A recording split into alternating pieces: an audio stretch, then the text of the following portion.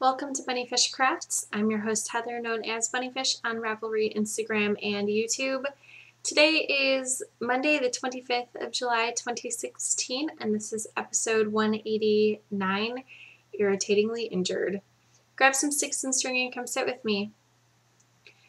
This week has been full of cleaning and packing, and yesterday Steve and I moved all of the furniture that we're getting rid of, almost all of the furniture that we're getting rid of, into our library because one of his friends is going to help him take it to the dump. His friend has a truck and they're going to load it up and take the furniture to the dump because we have a really old couch and some chairs that are broken and stuff.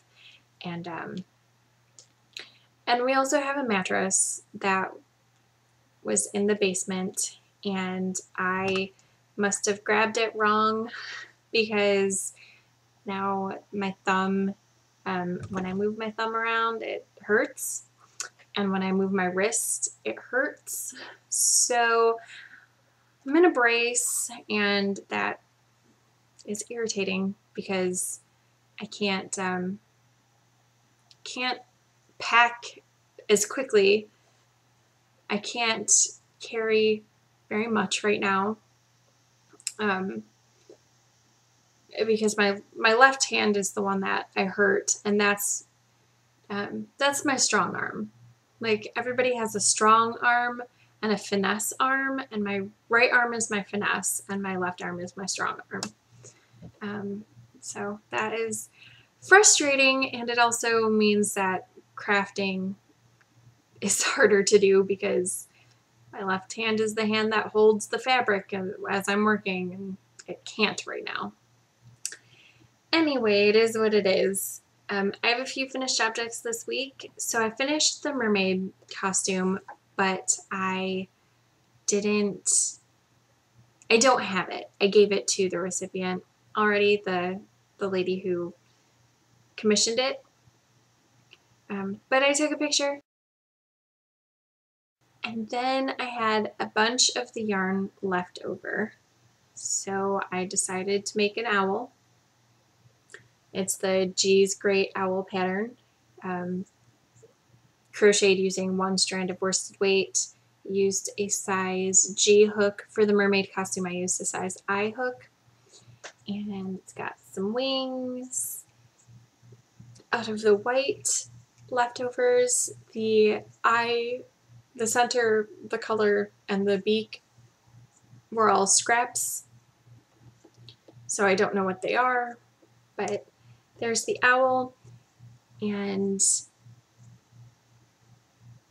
so cute. Love it. And now Mara wants a pink owl, so I'll be making a pink owl for Mara in the near to mid future because I still have some of this pink left. And then I also finished the Buffalo Crossing cowl. I have to weave in a couple ends.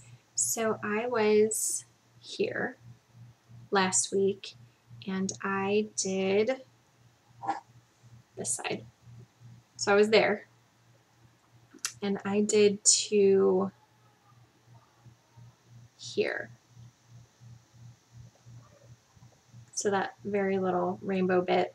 So all of that blue, and then a little rainbow section, and then all of that blue, and then a little tiny rainbow section. So about half a cowl this week. The pattern is my own. It's purchasable through Ravelry, and it works up quick and easy. And modifications I made is this is a lighter weight yarn, so I use size 3 needles. I added 2 stitches to the beginning and ending sections of the row, and then I used yarn overs instead of some other form of make one. And it can be easily doubled at the length I got. It's too hot to be wearing this, but that is the cowl. I love it. The yarn is hand spun. Yarn Geek fibers in the Rainbow Dashing colorway. And I spun it fractally, so that's why there's a really big section of rainbow, super big. That was one end, and then the smaller rainbows are from the other bit of the fractal. Yeah, I think that's all about that. I mean, I've been talking about the same projects for weeks now, so I think that's everything that I have about that. The only other thing is this is how much yarn I have left, just enough to put in my crafting journal. I continued on, I didn't finish at the end of a pattern repeat. I just kept going with the rows until I didn't have enough yarn to finish another row, which is fine. You can't even tell when you look at it that it's an incomplete pattern repeat. I worked on the blue market bag, but again, I've been showing you that forever. I did finish the base, and I am, is it still called picking up stitches if you're crocheting? Because you don't actually hold those stitches. I'm going to call it that. So I'm picking up stitches around the base to make the, to start the body of the bag. And I have 3 sides picked up, so I'm picking up the 4th. And then I will be crocheting in the round and working on the market bag. So I'll show you maybe next week if I make decent progress on that, so you can at least, so that it's interesting and not super boring. And then I'm also sewing some market bags. So let me show you what I have. I went through my closet this past week to pull out things to donate, and I got rid of a lot. I got rid of a third of my wardrobe to, most of it is being donated. Some of it I'm giving to specific friends. I had some hand knit sweaters that I'm just not going to wear. They're lovely and I enjoyed making them. It's the Tappan Zee and the Moody. I liked making both of them, but they just don't fit me perfectly, I guess. They fit okay, they're fine. But that sort of short sleeve sweater with closures on the upper chest area, it doesn't work for me. So I'm going to give those to specific people. So they're not being donated. And then a very small portion of what I pulled out of my closet were things that were not donatable for whatever reason, and were going to be destined for the trash. And then I remembered seeing something about making t-shirts into market bags, and I was like, why don't I do that? So I'm going to show you some tank tops first. The tank tops are brilliant because, well, let me show you. So this one has a bleach stain, and so I haven't been wearing it. It's been sitting in my drawer basically since it has gotten the bleach stain. I wore it a few times under my work shirts, but I don't wear it out. And I was like, it's fine. I have enough black tank tops. I don't need this one that I don't really like wearing. So what I'm doing is sewing up the bottom.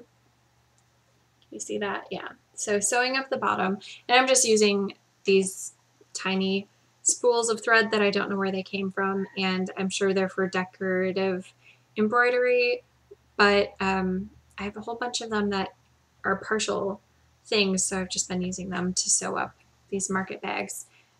So sew that closed. So here's one that's sewn closed with the right sides facing each other. So this is what I was sewing. Here's the tag, here's the sewn edge, and then turn it inside out, or right side out rather, and now I have a closed bag that I can just throw whatever in, whatever groceries, and the handles are built in, so I don't have to worry about making handles or finishing edges, and yeah, it's good to go.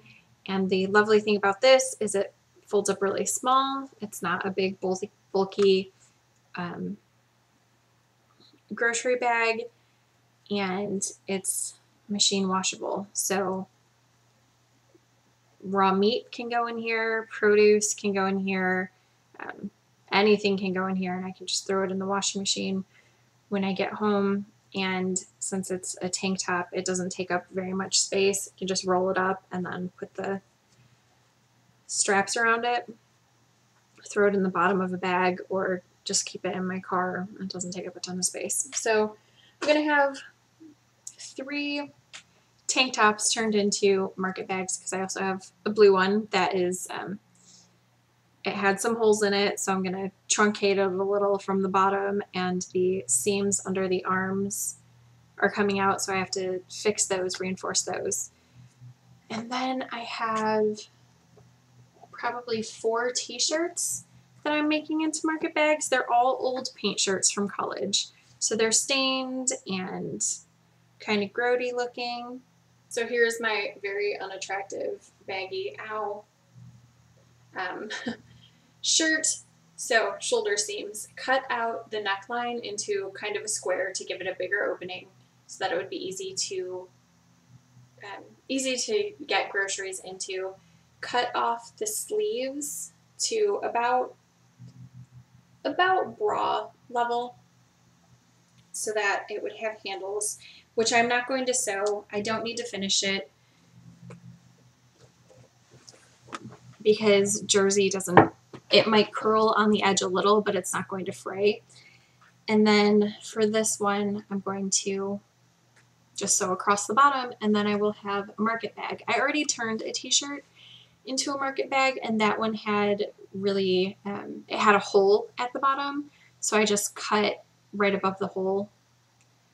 It wasn't really a hole, it was like a chunk of the shirt was missing for whatever reason. I don't know. I probably needed a paint rag once while I was painting, and so I just ripped a little piece off of the bottom, because in the paint shop, in the workshop, everybody wears torn up clothes, because why would you wear nice clothes to work in the workshop? You just wouldn't. Crawling around on sawdust all the time, get paint everywhere. So I probably just ripped a chunk off. So I cut off a strip on the bottom and sewed over, sewed that line on that shirt. And I think I have 2 more that I'll be turning into market bags. And again, these are great because they're machine washable. And I have some market bags that have been purchased from stores, but some of them are falling apart a little bit or getting grody, and they're not as easily washable because a fair amount of them are plastic. Am I really echoey today? I'm sorry. This room is basically empty. I have the stuff that I'm moving in my car right here behind me, and I have my desk and my armchair, but my shelves are gone. My yarn, gone as in moved into the garage. I'm moving almost everything into the garage, so it's really easy on moving day to just schlep it into a truck. So yeah, that stuff's not in this room anymore, so it's kind of echoey. I apologize if that's bothersome for you. Oh, the other thing that I made that is crafty and not knitting related is I made a travel sewing kit, because I packed up all of my sewing stuff. Almost all of my thread is packed up, needles, my thread storage pieces, both parts of equipment, my sewing basket that used to live on the shelf right over here, pink and green sewing basket, all of that is packed away. But I knew I wanted to work on these market bags, so I made myself, and I'm going to want to work on other projects once I move, and I didn't want to have to unpack all of those boxes immediately to be able to work on things. So I made myself a sewing kit. So what it is a pasta jar, a little pasta mason jar, and inside it I have some beads, because something I in particular want to make is a little Christmas tree ornament, just a flat sewn Christmas tree ornament out of the same fabric that I made the Christmas tree on the advent calendar. I have some scraps and I want to use beads as the ornaments. So I found this old bracelet of Mara's that she made that she'll just make a bajillion more. So I put those in there. There's some safety pins, some buttons. I have a bobbin with thread on it that I don't even know what I would use that orange for, but I must have had it for a project at some point, or someone else had it for a project and just gave me the bobbins because that happens. But that'll be fine for market bags because I don't care what color thread goes into the market bags, obviously. This purple is for a particular project, but I didn't want to lose that purple because I keep putting it somewhere safe and then losing it. So at least this way it'll be here all the time. There's some black thread in case I need to make repairs to anything because most of my things are black. There is a small pair of scissors that fits perfectly. And this is the part that I made, so I'm pretty excited about it. Here's the lid, and I traced the circle onto a piece of cardboard, so you can see the cardboard. And then I took this fabric, which is an old dress of Mara's that I am cutting up for the wreaths because she cut holes into it when she was very little. So it's not able to pass on, but I love this fabric. It has flowers and butterflies, and it's green, and I don't know why, I just love it. So I made like a little pin cushion to hold my pins and a spare needle, and then I stuffed it with spare scraps of wool, because I found some little scrappy bits on the floor as I was cleaning and packing around my, when I was packing up my fiber stash. I found little pieces that had been pulled off by children. So I sewed that into there because I think I recall reading somewhere, this is not an original idea for me. I didn't make up this whole mason jar into a sewing kit thing. I saw it somewhere. I'm sure you could Google it. It's probably on Pinterest. But I think I recall reading somewhere that wool will not tarnish needles the same way that cotton or polyester would. So I'm testing it out. If these pins all rust and the needle rusts, well then I'll know next time not to try wool. But yeah, I just quick cinched the fabric around the back, pulled it tight, and I may or may not glue it down because it sticks pretty well into here without me having to glue it down, but I might glue it down at some point. Popped it in. It has the pins, and then the whole thing just closes like that. So it's a self-contained sewing kit that is pretty small and has a lot of stuff in it and will be easily portable. It will fit very nicely in my traveling bag of projects that I'm taking, because obviously I need to have projects at the ready when I move. So those aren't getting packed away. They're all going in a big bag, a huge bag from 31. It's right here. All of my projects fit in there, so I can move those easily. I also picked up and worked on the rag rug. So I did definitely this second round of pink this week. The first round had been started. I've done about half a round of this white, which is, the pink was fabric from Mara's sheets that she cut. And this white fabric is a Winnie the Pooh sheet that was a crib sheet and got a tear right down the center from being used so much because both of my kids used it, and I got it from my sister, I think. So at least her boys had used it. I think both of my kids used it, or maybe just Mara. I can't remember.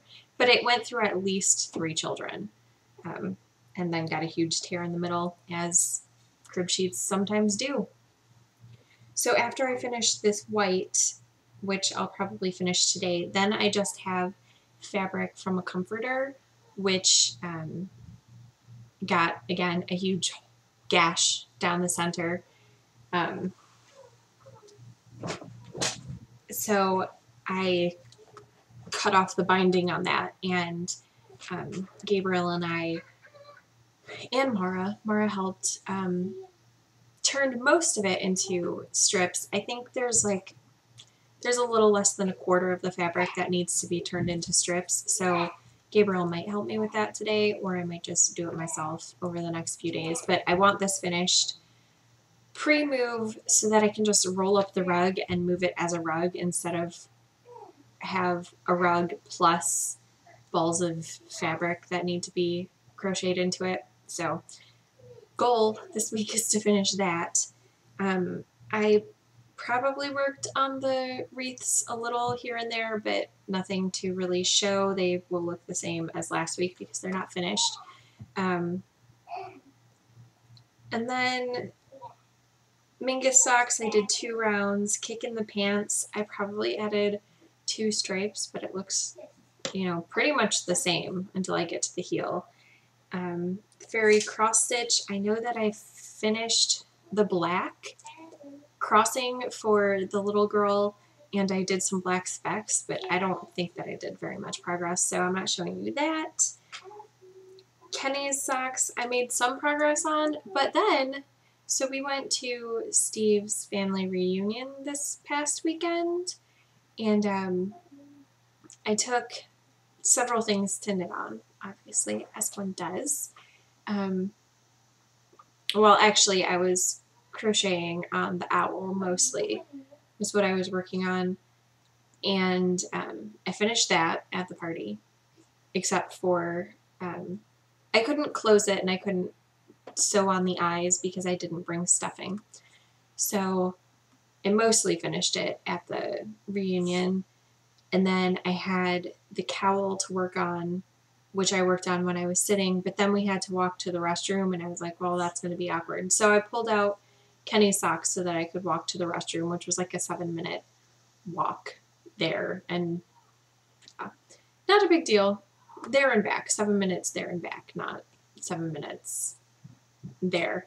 But kind of a trek. So I took Kenny's socks, and then I guess they fell out of my bag when we were leaving because Steve's mom has the project bag that has Kenny's socks in them, and also Mara left her shoes at the park because Steve grabbed a pair of her play shoes that I keep in the car specifically for park playing, so that she has, closed-toed shoes. But then she didn't end up putting them on, and we forgot them, so Steve's mom has those in safekeeping, which means I'm not going to be working on Kenny's socks for a little while. I don't know when I'll be getting them back. But yeah, those are missing right now. So can't show you those. And so on to new things, because I'm umming and ahhing a lot. Christina is super sweet and sent me a package this past week. I went to the mailbox Friday after work.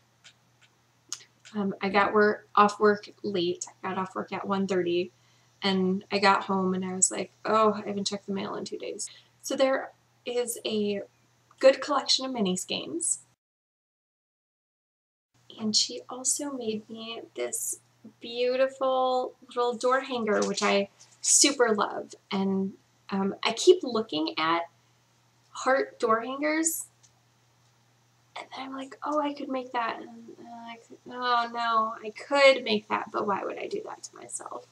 So this is perfect and lovely. And it was so nice to get a little thinking of you gift right now because I'm just stressed and tired and I love this so much. I can't wait to hang it up in the new place. It's great. And she sent a little something so that the kids and I could take a break and have a snack. So that will be good, and we will be taking advantage of that later today because I'm injured, so I can't do too much packing. So we will go out into the world and run some errands, and it'll be great. She also sent me on Ravelry the Harlequino pattern by Marguerite von Kimmen. Yeah, that'll be down at the bottom because I just butchered that, which is a really cool sock pattern that is irregular construction. Yesterday I went to Joann's because I had yarn to return. I looked at some patterns on Ravelry for mermaid costumes, and the yardage was highly variable, so I erred on the side of caution and got an extra skein of pink so that I wouldn't have to stop mid-project and go pick up another skein. So I returned that, and since I was there anyway, I had a coupon, I was going to pick up a skein of sock yarn for bordering blankets because I always need more of that.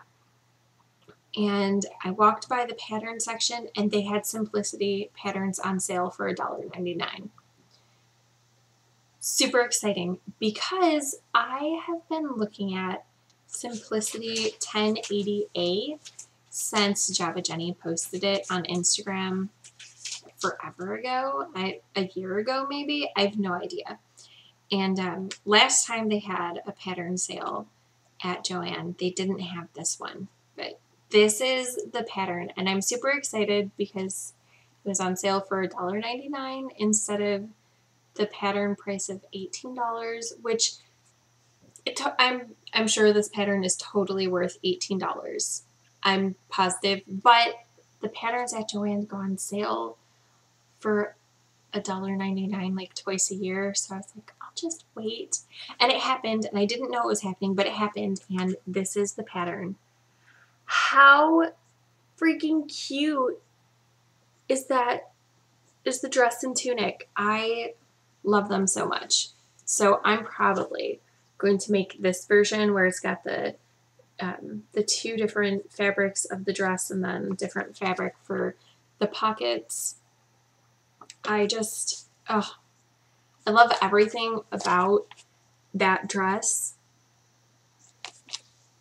And it's kind of, it's a really good style for me where it's like gathered right under the bust and then loose underneath. That's how all of the sundresses that I wear, that's how they fit.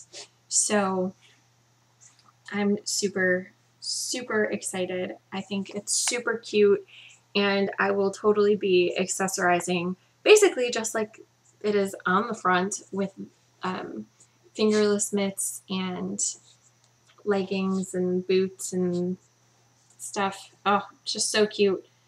The person in charge of styling this is brilliant and should get a bonus. But I'm super excited to make this. Obviously, that's not going to happen right away. I probably have fabric that I can use for this, but I don't know for sure. And I didn't buy anything in particular for it. Mostly, I just wanted to have this pattern because I wanted it for so long and it was on sale, so I got it.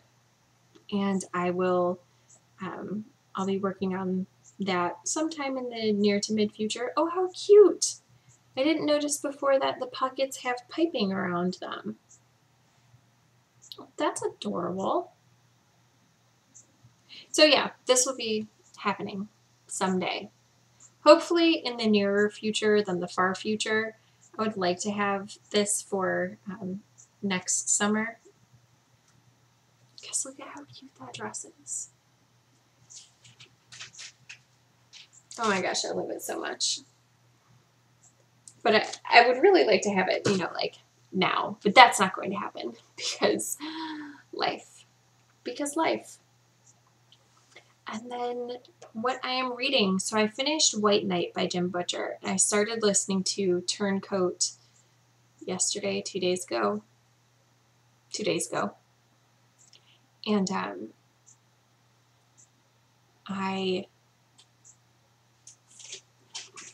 I'm on track 14 out of 49. So that's going along. And again, really, really enjoying the Dresden Files a lot. They're read by James Marsters for Audible. And they're really, really, he does a really great job of voice acting. I can't recommend them highly enough. I tried reading the books themselves, and I read through book 3 or 4, and then I was like, ugh, I'm done. I can't do this. And then with Audible, especially right now, because I'm cleaning and packing, and I could watch a podcast or have it on in the background, but then people talk about things and I want to look at what they're talking about, so having an audiobook is just working really, really well for me right now. So I've just been churning through them very quickly the past couple weeks. Definitely recommend the Dresden Files as read by James Marsters. And those books are by Jim Butcher. The books, I'm sure, to read are fine if you like that sort of thing. But I don't love the writing style. But I love the voice acting. I'm still reading the Bane Chronicles. But last night I couldn't find the book. I don't know where I put it. I have no idea. So,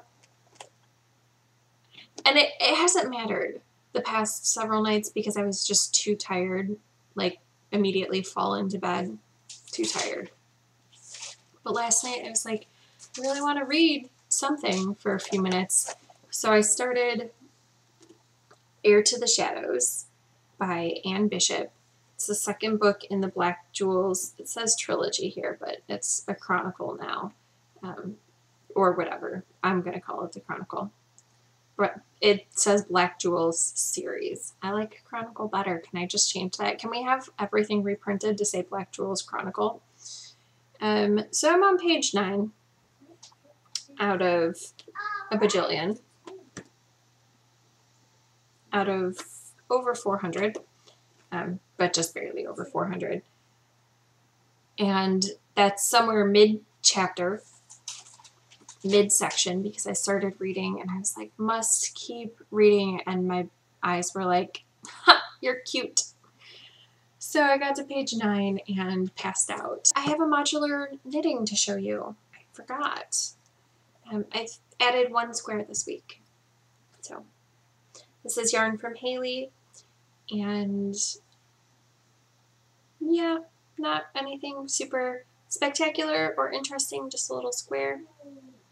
And that is all I have for you this week. So I hope you make something fantastic with your sticks and string, and the next time I record will be in Michigan. See you guys then. Bye.